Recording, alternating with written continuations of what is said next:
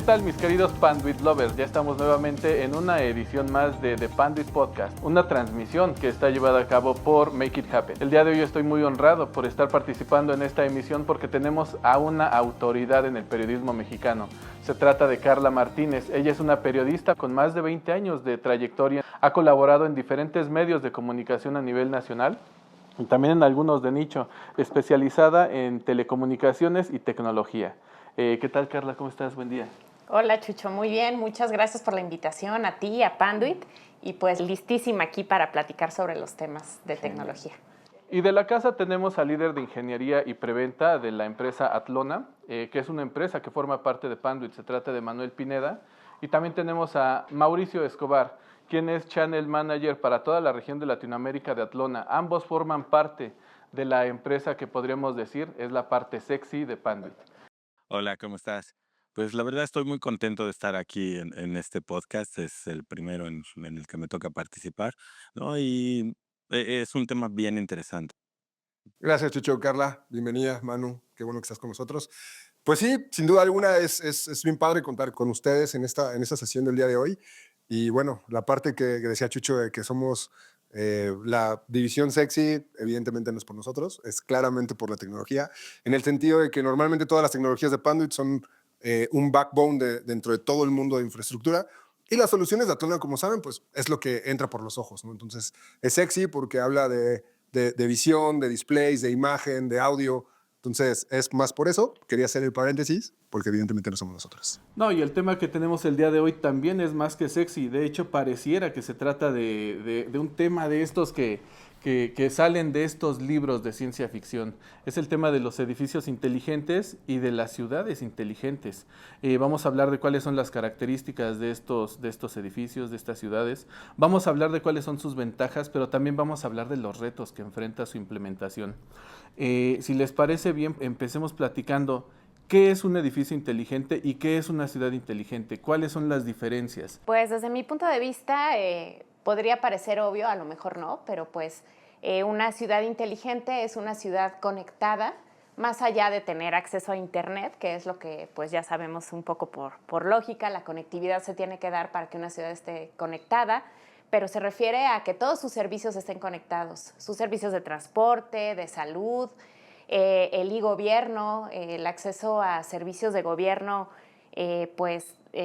valga la redundancia, más accesibles para la ciudadanía, mientras que pues un edificio inteligente, por otro lado, pues es parte de esta infraestructura de una ciudad, donde pues también tiene, digamos, accesos y operación automatizada para mejorar el día a día de las personas que laboran en este tipo de edificios.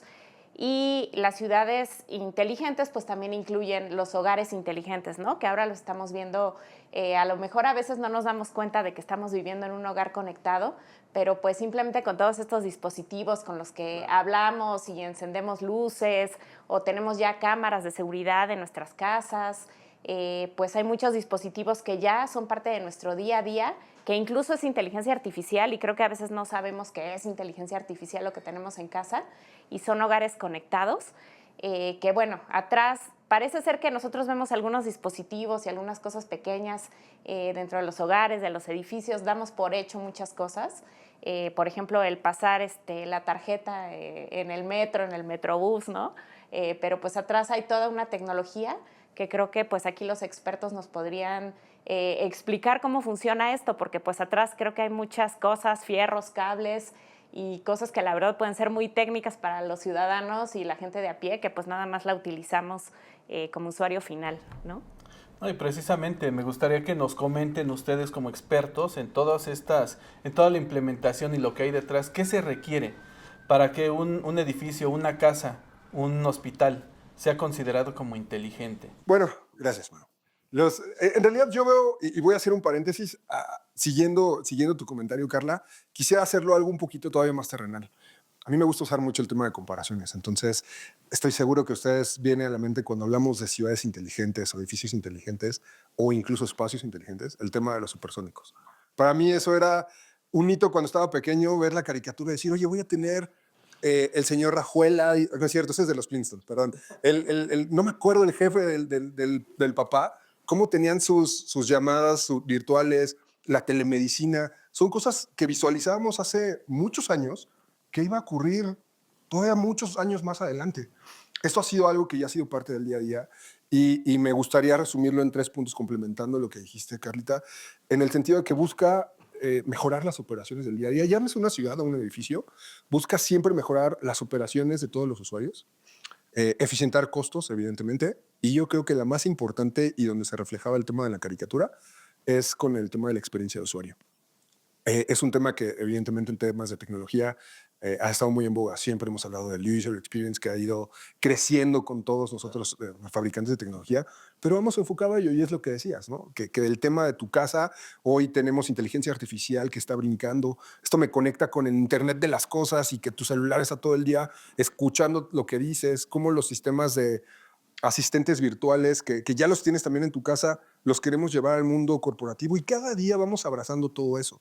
¿Qué necesitamos evidentemente atrás de ello? Pues un soporte en infraestructura, puede ser alámbrica, inalámbrica, tener todo este sistema robusto. Yo creo que hay otros 3 pilares importantes, la gestión de edificios, el tema de sustentabilidad y el tema de la interoperabilidad, que es lo más importante, y que va a tu punto, Chucho, del tema tecnológico. Lo interesante, y a lo mejor me estoy adelantando, pero seguramente Manu, que es la parte técnica de este foro, lo va a hablar a detalle, pero recordemos que la interoperabilidad es importante en el sentido de que todo se puede hablar. Entonces es como que tu teléfono se hable con la pantalla y que al mismo tiempo cuando abras la computadora y tengas tu reloj, o sea, hoy estamos más inmersos en un ecosistema inteligente. Entonces, definitivamente, infraestructura es lo más importante porque es la carretera de las comunicaciones y para que todos estos sistemas se logren interlazar. Y perdón, pero te saltaste a Robotina, que era como la estrella del programa, ya era la que hacía todo, estaba conectada por todos lados y le salía el plumero, iba aspirando, y pues ya es una realidad en nuestros hogares, ¿no? Y cada vez estamos más cerca. O sea, podríamos decir que ese futuro que veíamos tan lejano ya es una realidad incluso en algunos países, ¿no? Con las aspiradoras que están por ahí circulando, que están captando la información de las casas, de cómo está compuesta una casa y las necesidades que tiene, ¿no? Manu, ¿tú qué podrías agregar sobre estos componentes que se requieren para que una casa sea realmente inteligente, o un edificio, un espacio, sea inteligente y que sea de utilidad para sus usuarios? Yo voy a retomar el punto que mencionó Mauricio, ¿no? Hablando sobre todo de la experiencia de usuario. Creo que ese es uno de los puntos fundamentales porque si bien hablamos de dispositivos inteligentes y de sistemas interconectados, todo lleva atrás cierta interconexión que no es plug and play, ¿no? Entonces, eso sí o sí va a dificultar la experiencia del usuario. No es lo mismo presionar 2 botones y enlazarte a un sistema, a tener que enlazar un sistema del fabricante A y el fabricante B y el fabricante C y de repente no prende la tele o no prenden las luces y tienes que entender cómo hacer ese troubleshooting, ¿no? Entonces, si bien vamos hacia allá, hacia ese mundo donde todo está conectado, yo creo que todavía no estamos ahí, porque lo que nos va frenando es el mismo usuario. Hemos visto soluciones tecnológicamente muy innovadoras. Si el usuario no las entiende, no hay mercado y no camina, ¿no? Creo que ese es un punto que de repente, como usuarios, no lo tenemos tan presente porque todos somos usuarios de algo, ¿no? En el mundo de IT tenemos algo que llamamos capa 8. ¿Ubican el término capa 8? No. Más Es o el menos. usuario, Cuéntanos. ¿no? Sí, humanware. Exacto. Okay. ¿No? Normalmente cuando hablas de sistemas, ¿no? La conexión entre redes viaja a través de 7 capas y la 8ª capa, que es el usuario, ¿no? Siempre el usuario juega un papel fundamental en la adopción de las tecnologías y eso va de la mano con el desarrollo que una compañía pueda o no hacer en determinada solución, ¿no? Entonces creo que es un punto bien importante que tenemos que tener en cuenta, sobre todo si hablamos de inteligencia artificial, ¿no? Que de repente se piensa como que la inteligencia artificial puede solucionar todo y resolver todo. Tal vez sí, ¿no? Pero sí requiere todo un trabajo atrás, todo un trabajo técnico de implementación, de integración de cara al usuario final. Justo acabas de tocar un punto que es bien importante. Para que pueda funcionar todos los sistemas inteligentes, existe también una serie de retos, precisamente en cómo se van a captar esos retos. ¿Ustedes cómo considerarían o cuál es la mejor forma en que se podrían recolectar todos estos datos para poder brindar soluciones realmente inteligentes que realmente satisfagan las necesidades de los usuarios y de los ciudadanos, porque ya estamos hablando de los dos términos, ¿no? De casa o de edificio inteligente, pero también de la ciudad inteligente. ¿Cómo se deben de recolectar esos datos? Creo que se habla siempre mucho de los usuarios, de los ciudadanos, y somos lo más importante, pero al final del día a veces no nos damos cuenta de la gran cantidad de datos que nosotros voluntariamente estamos regalando a todas las empresas, y a veces creo que las compañías no se dan cuenta de esta información tan valiosa que están teniendo. Un tema, por ejemplo, relevante, yo por ahí veía un dato, que pues en promedio un hogar inteligente o una persona en un hogar inteligente en un año va a destinar alrededor de $60 para hacerlo inteligente. Yo habría pensado que es un dineral lo que tengo que invertir para que mi casa, yo llegue y aplauda y se encienda la luz y, ¿no? Cosas así, o tener una cámara afuera de mi casa para que puedan ver más o menos, yo ver desde mi celular y desde mi trabajo qué está sucediendo. Y la realidad es que a mí $60 pues no se me hace una inversión tan fuerte. Creo que también hace falta hacer conciencia de pues los ciudadanos, las personas, cuánto podemos invertir para ser más tecnológicamente activos. Y lo mismo creo que sucede con las empresas, ¿no? Por ejemplo, hacer un edificio inteligente o los gobiernos, hacer un transporte inteligente. ¿Realmente es tan costoso?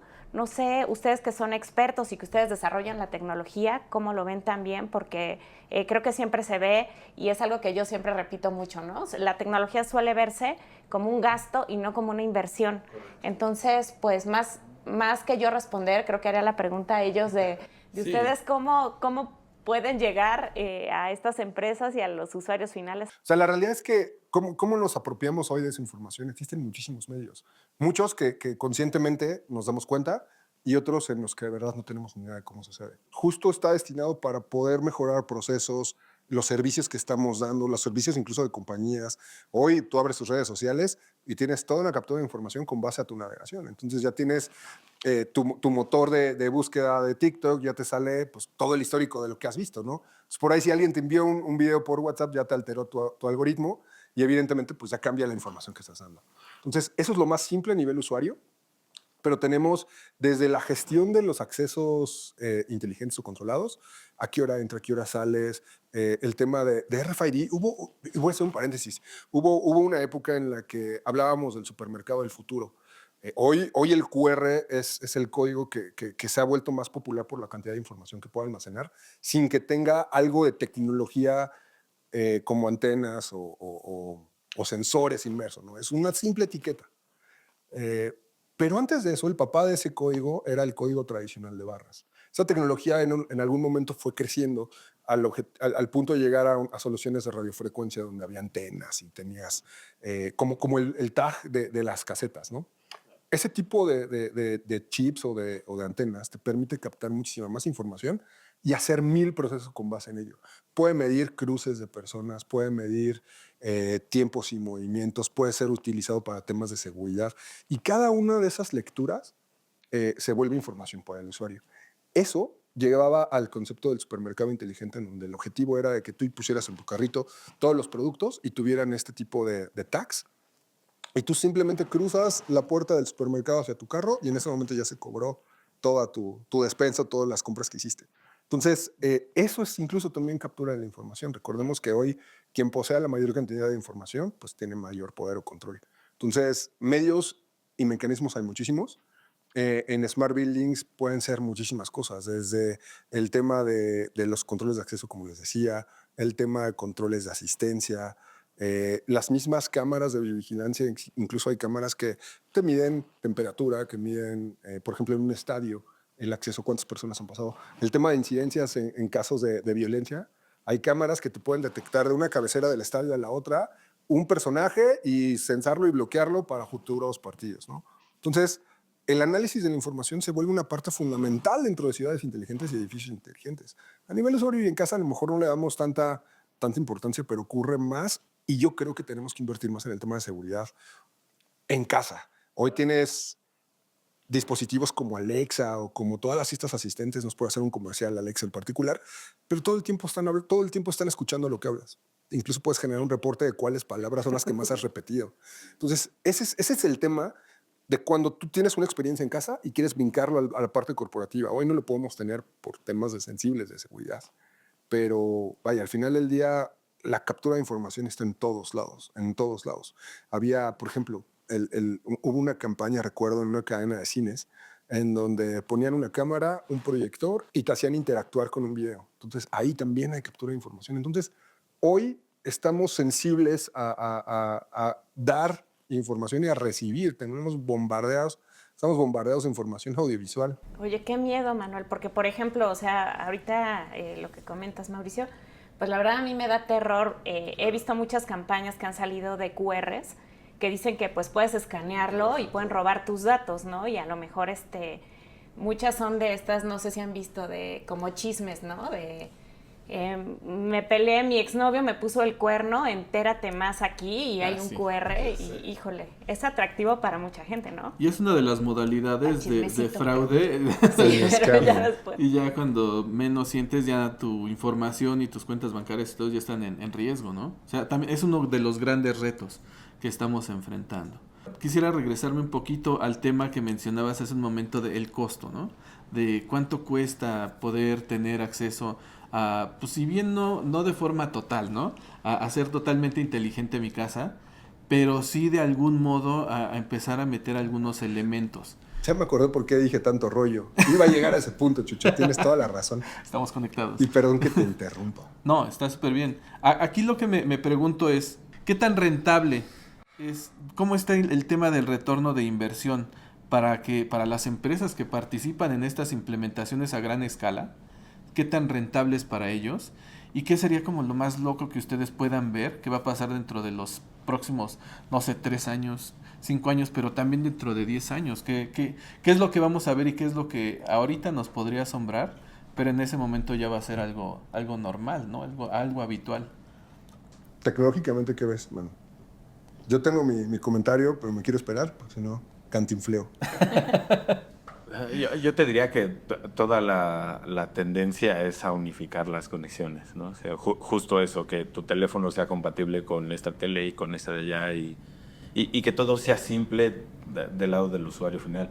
Pero es una pregunta bien compleja porque eso tiene infinidad de vertientes, ¿no? Si hablamos del lado gobierno, yo esperaría que el avance tecnológico, sobre todo en simplificación de procesos, nos permita quitar, por ejemplo, procesos innecesarios, tener sistemas más seguros, ¿no? Los datos personales y pues no sé, no es algo que podría decirte, sí, seguramente nuestros datos van a estar más seguros. De repente, pues sí tengo la impresión de que al vivir en un mundo digital, tus datos están inseguros por donde los veas. Hablábamos de los QRs y estas campañas de concientización que hay hoy en día para explicarle a la población ten cuidado en escanear un QR porque tal vez tú crees que es el menú del restaurante y eso ya te lleva a una liga de WhatsApp donde das clic y ya tienen acceso a tu teléfono.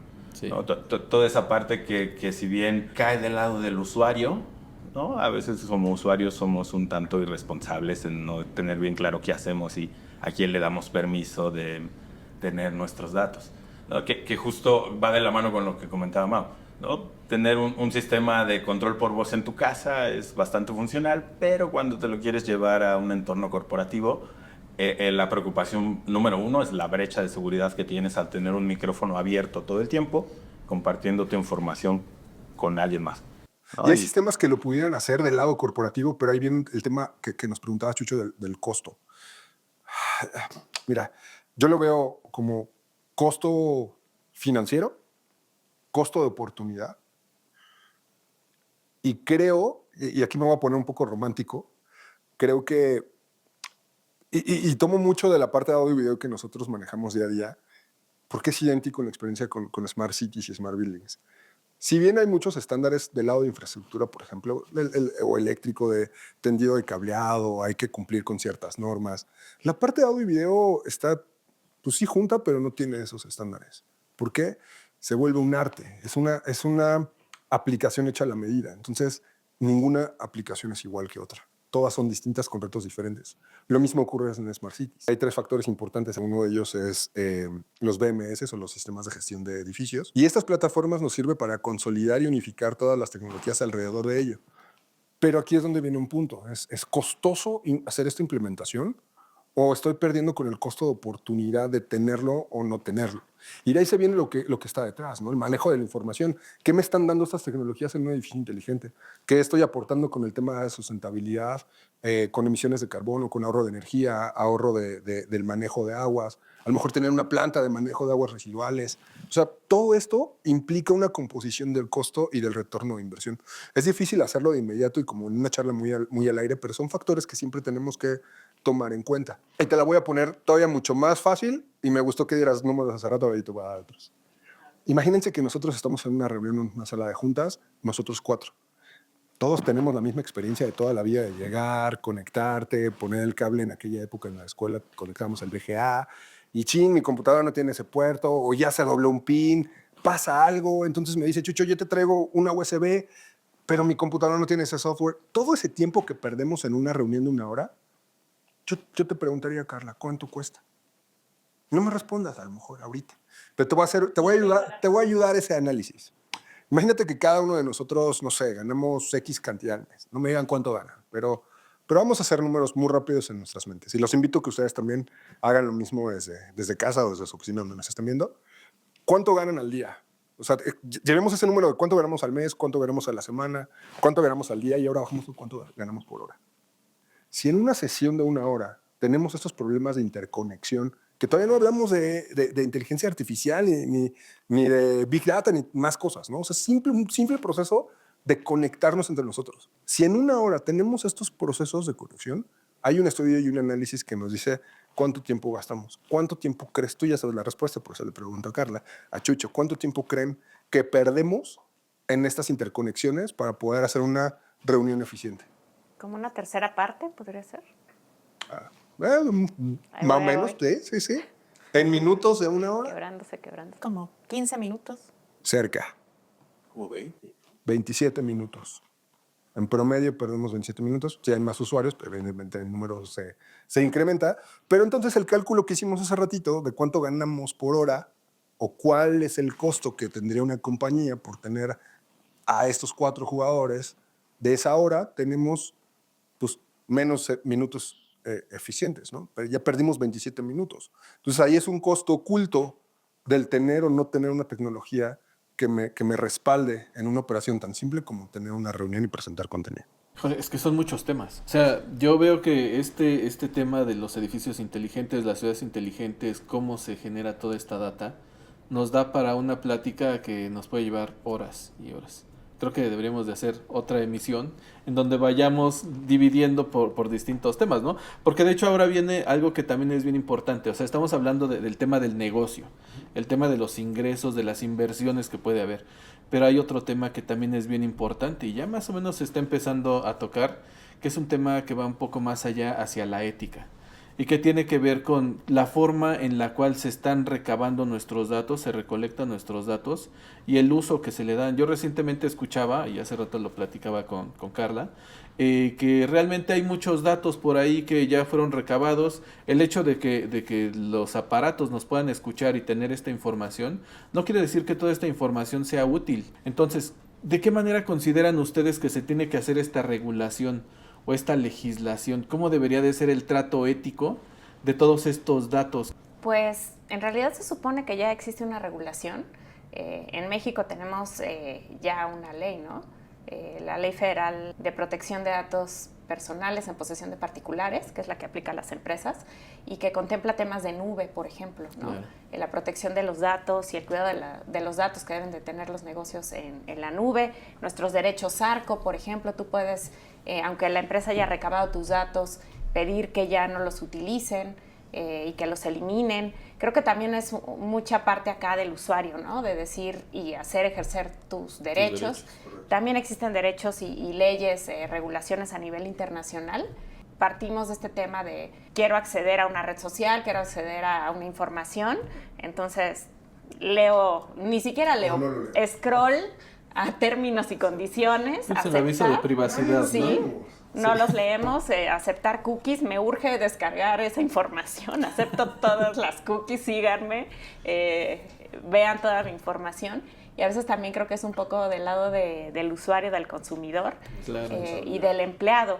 Y creo que en el caso del empleado también ahí hay pues un tema, pues, híjole, complejo del uso también de estos dispositivos que ahora puedes llevar a casa, ¿no? Y de la filtración que se puede dar de los datos. Ahí se requiere pues muchos sistemas también de ciberseguridad que se tienen que implementar. A veces no es solo el humano, sino pues todos estos sistemas que se tienen que aplicar. Definitivamente, yo creo que toca como usuario hacerse más consciente de qué instalas, cómo lo instalas, qué permisos le das, ¿no? Ya cambiamos del mundo donde instalabas un software, ¿no? Al mundo donde instalas una aplicación, ¿no? Y eso te deja todavía más vulnerable porque das permisos y ciertos accesos que en aras de, bueno, ya lo quiero tener ya ahorita, pues tú das permiso y ya no sabes quién tiene acceso. Entonces sí es un punto bien sensible que tenemos que tocar. Ahora, del lado de los edificios inteligentes,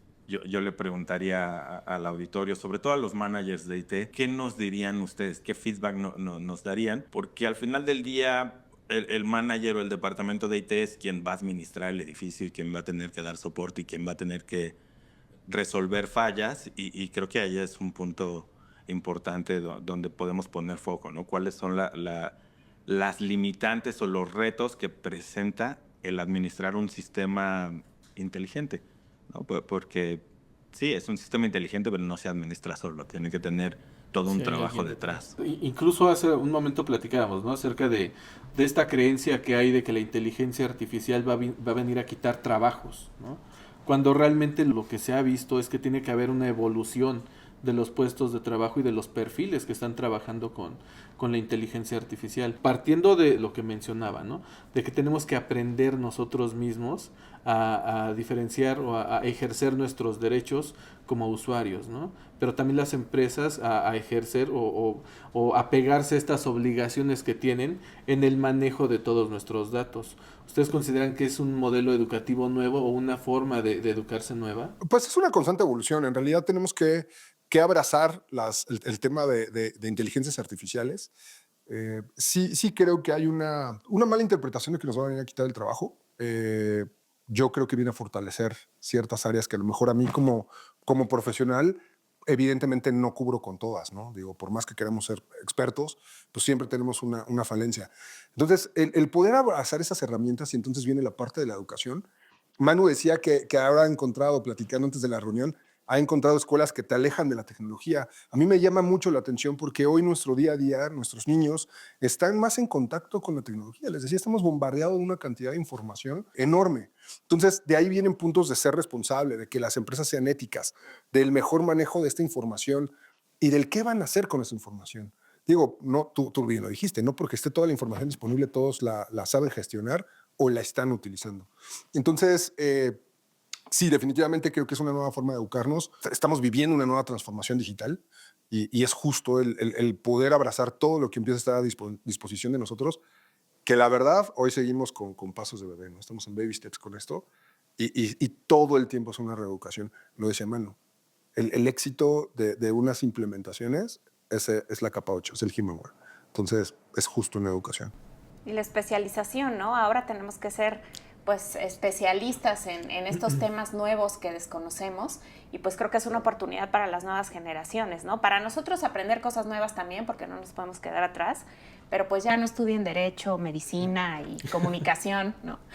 Ni Mercadotecnia. También hay otras. Ya somos mutantes. También hay otras especializaciones en tema de científicos de datos, de inteligencia artificial, robótica. Hay tanta gente que necesitamos allá afuera y pues sobre todo mujeres, ¿no? Menos del 30% de las mujeres están estudiando este tipo de temas y creo que pues ahí hay una gran oportunidad para todos. Es una brecha, ¿no? Que se tiene que acortar, ¿no? Eso. Que si bien se ha ido diluyendo, yo creo que todavía nos falta mucho para que esto ya sea una participación ya muchísimo mayor, pero estoy totalmente de acuerdo con. Sí, creo que también es parte de nosotras, ¿no? De que las mujeres salgamos y veamos que podemos hacerlo, ¿no? Y especializarnos en estos temas. Sí, por supuesto. Hay otro tema que también nos llama mucho la atención, que está relacionado con el manejo del medio ambiente. Hay voces que dicen que va a mejorar las ciudades inteligentes, pueden mejorar la resiliencia del medio ambiente o en temas ambientales, y hay quienes dicen que el consumo energético va a ser mayor. Hay quienes incluso defienden que pues, se reduce el consumo energético con este tipo de soluciones. Yo siempre había pensado que el tema de estar más conectados pues genera más energía y tiene un mayor impacto al tema del cambio climático, pero me puse a investigar. Y la verdad es que me voló la cabeza saber que, por ejemplo, un edificio inteligente puede ahorrar entre el 5 y 35% de la energía comparado a un edificio tradicional. Entonces, pues el impacto es mucho menor. Y lo mismo en los hogares inteligentes, vi que hasta puede ser el 50%. O sea, en mi casa incluso a lo mejor el recibo de la luz puede bajar muchísimo. No nos damos cuenta, yo de verdad, para mí este era un gran mito. A ver, nuestros expertos, cuéntenos cómo y por qué pasa esto. Simplemente por la administración de recursos. Cuando tú tienes un BMS, que son los sistemas de gestión que les decía, te va a eficientar. Todos hacemos esa misma analogía. Mayor tecnología, más consumo de energía. Pero justo el BMS es el que nos gestiona los procesos vitales para el mantenimiento de los espacios y aquellos que son irrelevantes. Entonces, nos permite 100% ser más eficientes. Desde ahí la mejora en el ahorro de energía, ¿no? Si lo vemos directamente en el hecho de que un edificio inteligente puede apagar todas las oficinas a cierta hora y prenderlas y ahorrarte todo ese consumo parásito, ¿no? Me refiero a que tu pantalla esté conectada a la luz, está apagada, pero está consumiendo simplemente por el hecho de estar conectada. Al momento que ya lo automatizas y que cortas la energía eléctrica, esos equipos que están desconectados de la red significa un ahorro eléctrico, ¿no? Ya si lo vemos más a profundidad, la administración de agua, la administración de los sistemas de aire acondicionado, que eso es un consumo eléctrico importante, podemos ver que sí representa un ahorro interesante de recursos.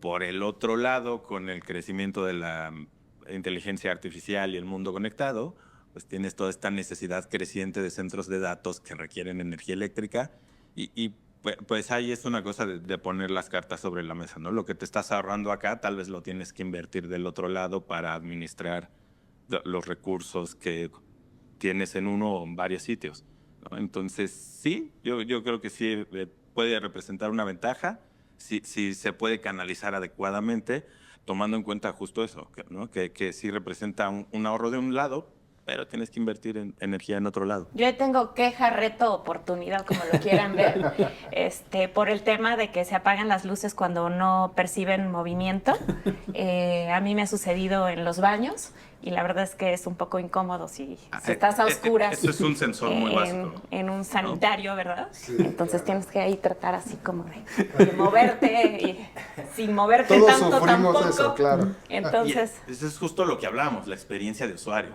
¿no? Tú en la mente ya tienes el funcionamiento de un sensor que es, si me quedo quieto, se va a apagar. Entonces, en el momento que eso lo llevas a una sala de juntas, no le quiero poner un sensor, porque si alguien está en la noche trabajando y se queda quieto, se le va a apagar y pues luego tendremos el rumor que hay una niña que los espanta, ¿no? Entonces, una de las ventajas de que la tecnología es más robusta es que tiene sensores más robustos, ¿no? Que pueden detectar que una persona está dentro de una sala, aunque esté quietecita y no se mueva, aunque esté dormido, ¿no? Pero no le apagas las luces. O sea, esos son como sensores de calor y de temperatura. Cosas. De temperatura. Sí. O sea, puedes pensar en un sensor solo de presencia, ¿no? Que detecta cuando hay movimiento y activa algo, o un sensor de presencia y temperatura que te da una segunda entrada para decir, ok, ya no detecto presencia porque nadie se está moviendo, pero detecto un aumento de la temperatura, entonces hay alguien en la sala. Y hay un proceso lógico que ya permite al sistema tomar una decisión de si apaga o no apaga. Y que seguro fue de no, y seguro fue de mucha utilidad en la pandemia, ¿no? Porque pues, estábamos viviendo en un momento en el que la temperatura de las personas era vital, ¿no? En un aeropuerto de China, no recuerdo, fui a hacer una cobertura. Antes de pasar a seguridad, hay un sensor como en el techo que te mide la temperatura. Entonces, si tienes temperatura alta, pues es así como de descartado, ahorita no puedes viajar. Pero eso fue mucho antes de la pandemia. Entonces creo que podemos implementar muchas cosas que hemos visto en otros países, ¿no? Y es que es justo eso la ciudad inteligente. Avanzados. Es la interconexión que hay entre todos esos sistemas, ¿no? Entonces se volvió el punto de consolidación entre estos sensores, llega el IoT, el Big Data y los Smart Buildings es la consolidación de todo ello. Todo este tema de pagar desde tu celular, pero creo que en Japón, no sé, que utilizan una especie de WhatsApp, de una mensajería instantánea ya, y con eso pagan el súper, el metro, hacen compras donde sea. O sea, eso lo podríamos aplicar, no sé, ¿aquí sería funcional? Pues totalmente, depende de muchos temas culturales, políticos, demográficos, todo. En la pantalla va a aparecer un código QR en donde van a poder encontrar más información para que por favor ahí puedan consultar. Queridos amigos, colegas, compañeros, ya estamos por terminar. Me gustaría que me dijeran cuáles son las principales conclusiones, con qué se quedan de esta plática y qué esperarían para una siguiente plática. Pues yo empezaría por comentar que creo que hay muchas oportunidades todavía en México y en América Latina para implementar este tipo de tecnologías, que al final del día pues es una inversión que a largo plazo nos va a llevar también a estar a la par de otros países, de otras regiones, y que pues nos facilita la vida, ¿no? Claro. Tener menos trámites, optimizar además recursos, energía, agua. Creo que se pueden hacer muchas cosas y queda mucho camino por recorrer, pero creo que es una gran oportunidad. ¿Tú, mi querido Manu? Yo creo que al ser una gran oportunidad representa también un reto enorme, ¿no? Que hablábamos de medios de pago digitales, pues eso ha llevado una campaña bien grande del gobierno y de la iniciativa privada para concientizar a los usuarios que es seguro pagar con medios digitales. Y creo que eso pues también será necesario para la implementación de soluciones tecnológicas más robustas, ¿no? Por ejemplo, la administración de sistemas de tránsito o de centrales de transporte. Al final del día, quien toma las decisiones de implementar todos estos sistemas es una persona, ¿no? Entonces también depende mucho de qué tan abiertos están los tomadores de decisión a implementar y a invertir en estas soluciones, ¿no? Considerando las ventajas y también los retos, ¿no? ¿Y qué le dirías a estos tomadores de decisión? Que se rodeen de profesionales de IT que les ayuden a implementar las soluciones que están buscando, ¿no? Si de repente es bien complejo con toda la oferta de equipos y sistemas y soluciones, pues es bien complejo conocerlos todos y saber qué va con qué y qué funciona con qué y qué no funciona con qué otra cosa, ¿no? Y ahí es donde los profesionales en el campo de informática, en todas sus ramas, ¿no? Ahí es donde los profesionales en este campo agregan un valor bien, bien importante. Súper, muchas gracias. Querido Mau, Chucho, ¿tú cómo concluirías esta plática? Pues mira, hay mucha labor todavía pendiente, hay muchas cosas que hacer del lado de nosotros como fabricantes y de mi lado, de nuestro lado como usuarios. Hoy tenemos del lado de fabricantes de tecnología, necesitamos trabajar más con toda nuestra cadena de suministro, con nosotros consultores para poder acercar el conocimiento al tomador de decisión. Y otro bien importante es lograr hacer eco y trabajar en conjunto con los gobiernos para poder hacer parte de las Smart Cities, seguir participando en los foros. En México hay un foro bien famoso que se hace de manera anual, que es el Foro Justo de Ciudades Inteligentes. Habla de temas de seguridad, sustentabilidad, el tema de facilidad en los procesos. Entonces, esta cercanía de verdad con los gobiernos principalmente es lo que nos va a ayudar a lograr permear a nivel sociedad, y cercanía con temas de tecnología para dar a conocer qué tanto podemos hacer. Yo les diría a aquellos que se dediquen a la consultoría, que son nuestros partners o que todavía no lo son o que se les está ocurriendo implementar esa tecnología, que no le tengan miedo. Véanlo como que sí es un reto importante, pero al final es arte, es hacer un traje a la medida. Hay que tener muy claro qué queremos lograr, porque a nosotros nos encantaría tener algo como la película Minority Report, ¿no? En el mundo de tecnología siempre hablamos de esa película, ya es un canon. Pero ¿qué necesitamos en verdad? Justo eso, estar abierto, como lo decía Manu, ¿no? Entonces, hay mucha oportunidad de negocio, hay mucha oportunidad de crecimiento, hay mucha oportunidad todavía en el tema de experiencia de usuario. Esto, como bien dices, nos da para otra fácil otros 2 programas más, pero por ahora dosificaremos estas sesiones. Sí, claro. Bueno, pues queridos amigos, muchísimas gracias. Muchas gracias, Carla, por estar con nosotros. No, gracias a ti, es un gracias honor. a Pam.